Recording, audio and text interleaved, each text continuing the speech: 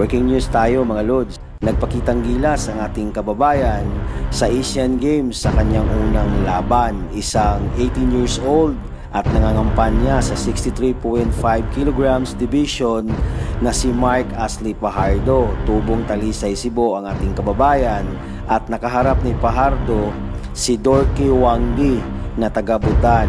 Sumugod agad ang ating kababayan at hindi na nagpaligoy-ligoy pa. Nagpakawala na ito agad ng mga kombinasyon hanggang sa makorner itong si Dorky. Pero pinilit pa din na mag-counter ni Dorky, pero sa bilis ni Pajardo, sapul sa panga si Dorky. 11 seconds lang sa opening rounds, naka-score na agad ang ating kababayan ng isang knockout at ibinigay sa kanya ang panalo.